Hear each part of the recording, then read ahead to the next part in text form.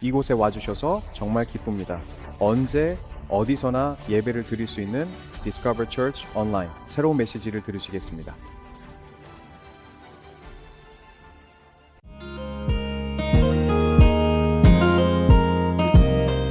오늘은 정신 건강에 대해 조금 이야기해 보려고 합니다. 건강한 정신은 안정적이고 균형 잡혀 있으며 강인합니다. 성경은 종종 모든 문제에 대해 두 가지 측면을 제시하는데요. 맞죠? 이사야 33장 5절에 대해 이야기했었는데요. 여호와께서는 지극히 존귀하시니 그는 높은 곳에 거하시며 정의와 공의를 시온에 충만하게 하심이라. 이 두 가지는 함께 가야 한다고 말씀드렸는데 교회는 이 둘을 함께 다루는 것을 좋아하지 않습니다. 교회는 둘 중 하나를 선호합니다. 그리고 6절에는 이렇게 나와 있습니다.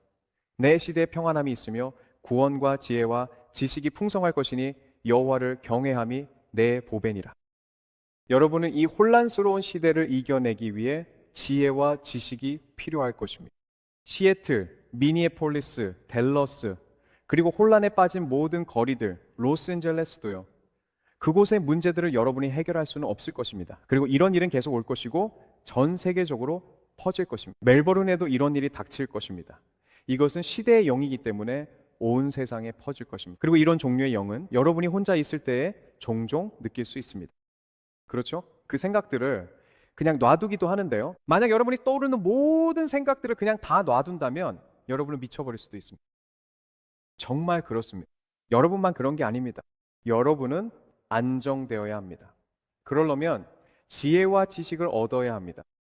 그래서 오늘은 정신건강에 정말 도움이 될 아주 구체적인 것을 배울 것입니다.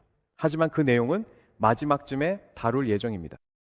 우리는 지난주에 이런 모든 시위, 폭동, 약탈, 그리고 Black Lives Matter, 행진이라고 부를 수 있을지 모르겠는데 실제로는 혼란이죠. 미국에서 일어나고 있는 이 모든 일들은 아주 간단한 이유 때문입니다. 그들은 더 이상 주님을 경외하지 않습니다. 그들은 주님을 경외하지 않습니다. 만약 주님을 경외한다면 이런 문제들이 생기지 않을 것입니다. 그렇다면 왜 그들은 주님을 경외하지 않을까요? 왜냐하면 하나님께 감사하는 것을 멈췄기 때문입니다. 여러분이 감사하게 느끼지 않는 사람을 여러분은 경외하지 않습니다. 경외하도록 강요해 볼 수 있겠죠. 무조건 따라야 할 명령이라고 말할 수 있겠지만 이는 사실 그렇게 효과적이지 않습니다. 죄인에게 가서 당신은 하나님을 경외해야 합니다 라고 말할 수는 없습니다. 그러면 그들은 하나님이 누구신데요? 최근에 나를 위해 뭘 해주셨나요? 라고 할 것입니다. 여러분이 해야 할 일은 하나님께서 무엇을 하셨는지를 먼저 말하는 것입니다. 그분은 우주를 창조하셨습니다. 여러분이 소유하고 싶어 하거나 이미 가지고 있는 모든 것을 그분이 만드셨습니다. 그분은 여러분이 태어나기도 전에, 여러분이 필요로 하기도 전에, 여러분이 필요하다고 알기도 전에 사랑으로 이 모든 것을 만드셨습니다. 그분이 하셨습니다. 그분이 바로 하나님이십니다. 그리고 우리가 딴 길로 가고 그분을 저버리고 그분을 내버리고 심지어 그분의 거룩한 이름을 모독했을 때도 하나님은 하나님 아들 예수님이 우리의 죄를 위해 죽으시도록 보내셨습니다. 즉 우리의 벌을 예수님이 대신 받으신 것입니다. 그분은 잃어버린 영혼을 구원하기 위해 어떤 일을 하셨습니다. 그분은 죄인들을 찾아 나서셨고 그들을 구원하셨습니다. 그분은 우리의 대속물이 되셨습니다. 그리고 하나님께서 우리를 위해 무엇을 하셨는지 생각하기 시작할 때 경외함의 태도가 만들어지기 시작하고 경외함의 행동이 나타나며 표현됩니다. 따라서 우리는 누군가를 경외하기 전에 그에게 감사한 것이 무엇인지 생각해야 한다라고 말했습니다. 사람들은 하나님께 감사하지 않기 때문에 반역과 도둑질, 인종차별적 행동, 폭력, 이기적인 행동을 통해 그분을 모욕합니다. 우리는 여러분의 이해를 돕도록 한 구절, 단 한 구절만을 드렸었는데요. 무엇이었는지 기억나시나요? 성경 한 구절이요. 로마서 1장 21절 말씀이었었는데요. 그게 전부였었죠. 네. 지난번에는 그것만 다뤘었습니다. 오늘은 조금 더 나아가 보겠습니다. 로마서 1장 21절. 잘 들어보세요. 하나님을 알되 하나님을 영화롭게도 아니하며 감사하지도 아니하고 오히려 그 생각이 허망하여지며 미련한 마음이 어두워졌나니. 여기서 아주 흥미로운 점을 보이십니까? 지난번에는 이 부분을 다루지 않았지만 여기에는 연결고리가 있습니다. 우리는 지난번에 지식과 감사 그리고 경외함 사이에 연결이 있다고 말했습니다. 기억나시나요? 지식, 즉 누군가를 아는 것으로 시작해서 그 사람이 나에게 해준 일을 소중히 여긴다면 감사하게 되고, 감사하면 존경, 경외하게 됩니다. 그런데 로마서 1장 21절은 이것이 반대 방향으로 나아갑니다. 거기에는 이렇게 나와 있습니다. 만약 그렇게 하지 않으면, 경외하지 않으면, 감사하지 않게 되고, 그러면 하나님께서 하신 일을 알지 못하고, 그러면 성경에서 말하길 여러분의 생각은 헛되어지고 마음은 어리석어질 것이라고 말합니다. 이것이 여러분에게 정신적, 감정적 문제처럼 들리지 않나요? 하나님을 경외하지 않는 것의 결과는 정신 건강의 쇠퇴입니다. ESV 버전으로 읽어드리겠습니다. 그들이 하나님을 알았지만 그분을 하나님으로 경외하지 않았고 그분께 감사를 드리지도 않았으며 오히려 그 생각은 허망하여지고 미련하게 된 마음은 어두워졌나니. 굿뉴스 바이블에서는 이렇게 말합니다. 그들은 하나님을 압니다. 하지만 하나님께 속한 경외를 드리지 않고 하나님께 감사하지도 않습니다. 대신에 그들의 생각은 완전히 넌센스가 되었고 그들의 텅 빈 마인드는 어둠으로 가득 찼습니다. 경외하지 않는 것으로 떠내려가는 것은 감사의 표현 부재로 가속화됩니다. 경외함은 생각하는 것을 필요로 하는데 우리가 끊임없이 주의산만 하다면 우리가 어찌 경외함의 사람이 되겠습니까? 우리는 아침에 일어나자마자 소셜미디어나 일, 이메일 메시지에 주의를 빼앗깁니다. 그렇다면 우리가 하나님께서 하신 일에 대해 생각할 시간을 어떻게 가질 수 있을까요? 이것은 당신의 영적 건강뿐만 아니라 정신 건강을 위해서도 중요한 훈련입니다. 로마서 1장 21절은 이 점에 대해 매우 분명하게 말하고 있습니다. 하나님께서 당신을 위해 하신 일에 대해 생각하는 시간을 갖지 않는다면 그것은 당신의 생각과 감정에 영향을 미칠 것입니다. 우리는 하나님을 경외하기 위해 우리의 감사함을 표현해야 합니다. 시간이 지나면서 감사하지 않음과 경외하지 않음의 증상들이 서서히 스며들게 됩니다. 시간이 지나면서 사람들은 하나님의 방식을 거스르는 삶의 작은 선택들을 하게 됩니다. 시간이 지나면서 사람들은 잘못된 행동이나 잘못된 관계, 잘못된 헌신을 변호하기 위해 작은 변명을 하게 됩니다. 시간이 지나면서 사람들은 자신의 의견을 하나님의 의견보다 더 높이게 됩니다. 어떤 때 당신이 누군가에게 하나님의 말씀을 얘기하면서 말하길 성경에 이렇게 쓰여 있습니다 라고 하면 그들은 이렇게 반응합니다. 가서 기도해 보겠습니다. 기도해 보겠어요? 무슨 말입니까? 그걸 두고 기도해 보겠다는 게 하나님의 말씀은 당신이 기도하기 전이나 기도하는 중이나 기도한 후나 똑같을 것입니다. 당신은 자신의 감정과 의견을 하나님의 말씀보다 더 높이고 있는 것입니다. 이것은 여러분 시간의 안정감입니다. 하나님의 마인드에서 오는 지혜와 지식이 여러분의 생각과 감정의 안정과 치유를 가져다 줄 수 있습니다. 그러려면 여러분은 이것으로 자신을 채워야 하고 그것에 가치를 두어야 합니다. 하나님을 경외하지 않는 것은 우리가 하나님의 방법으로 우리의 방법 혹은 다른 똑똑한 사람들의 방법보다 높게 여기지 않을 때 생겨납니다. 하나님을 경외하지 않는 것은 우리가 자신을 하나님의 레벨로 높일 때 생겨나며 이는 정신 건강의 쇠퇴로 이어집니다. 정신 건강의 쇠퇴. 이것은 사실 우리가 쉽게 해결할 수 있는 문제입니다. 왜냐하면 이는 전적으로 우리의 힘 안에 있기 때문입니다.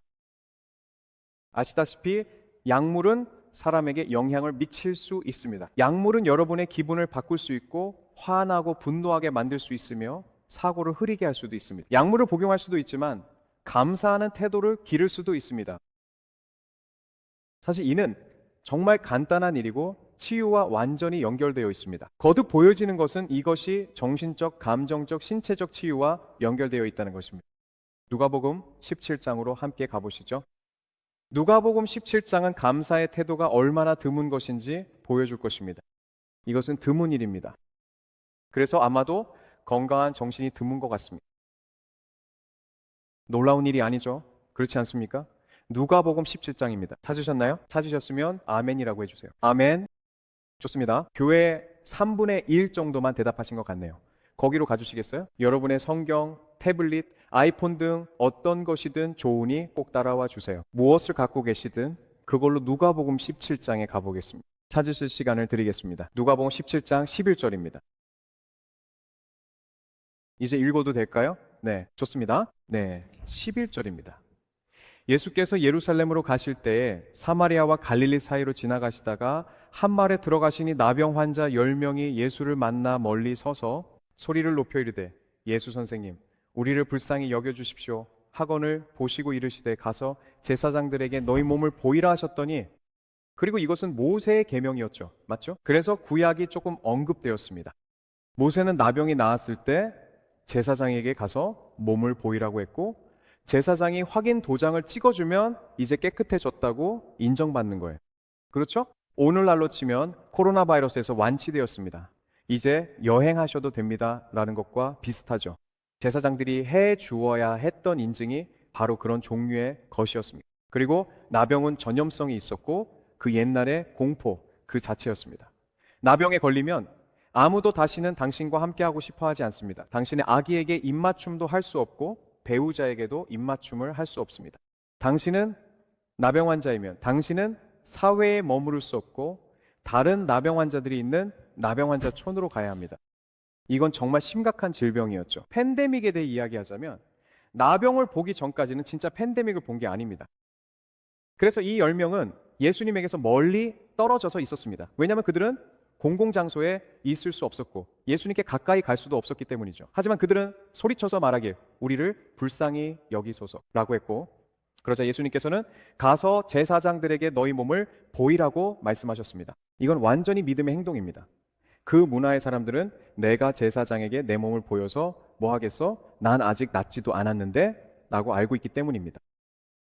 하지만 믿음은 치유받은 것을 보기도 전에 치유받았다는 것을 믿고 행동하는 것을 요구합니다. 이게 오늘날 그리스도인들의 문제입니다. 그들은 자신이 치유된 것을 먼저 보고 나서야 감사하려고 하죠. 그리고 나서야 하나님이 나를 고쳐주셨어요 라고 말합니다.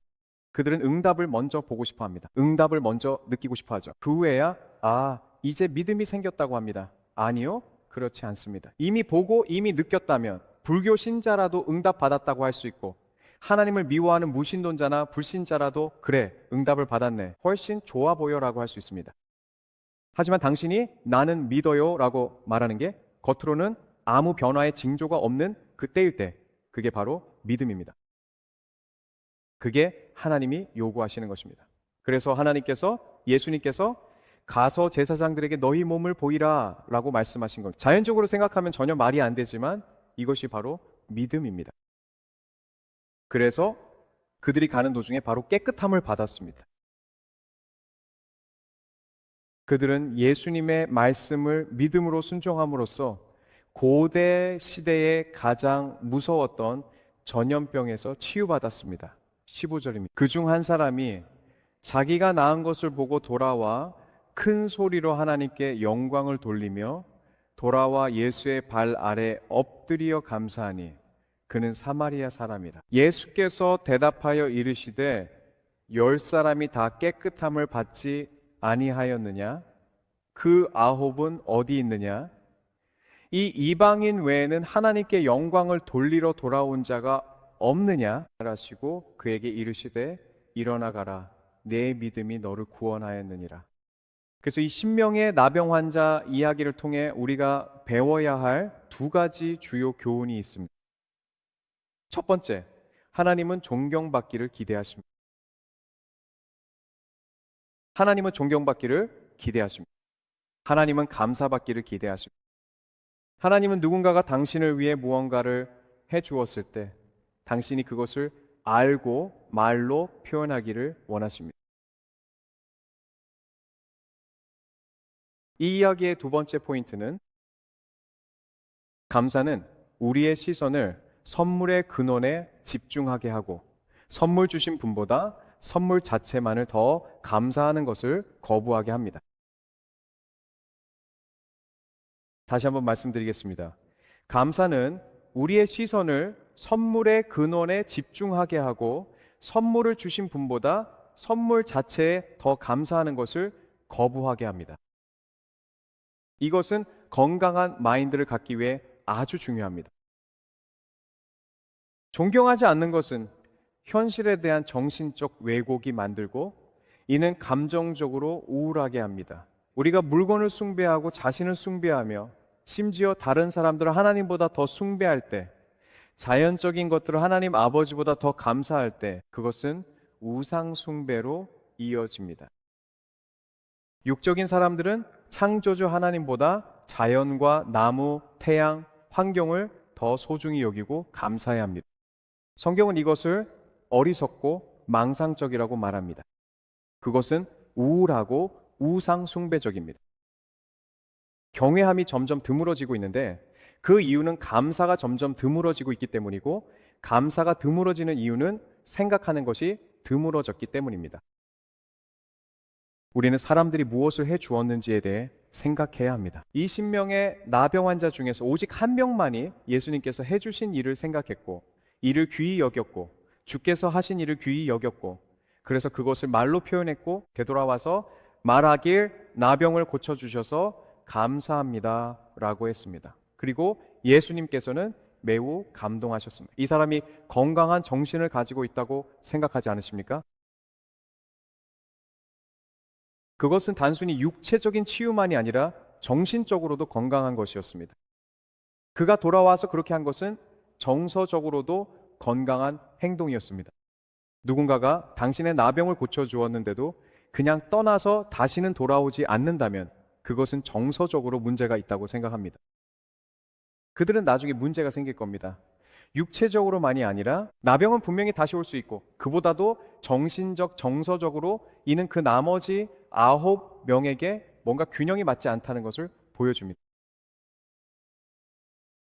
감사의 한 가지 이점은 우리를 지혜롭게 만든다는 것입니다. 감사는 우리가 생명의 근원, 건강의 근원, 도움의 근원, 축복의 근원에 집중하고 연결되게 해줍니다. 선물 자체가 아니라 선물을 주신 분에 대해 생각함으로써 성경이 말하는 사람이 되게 합니다. 이는 우리를 지혜롭게 만듭니다.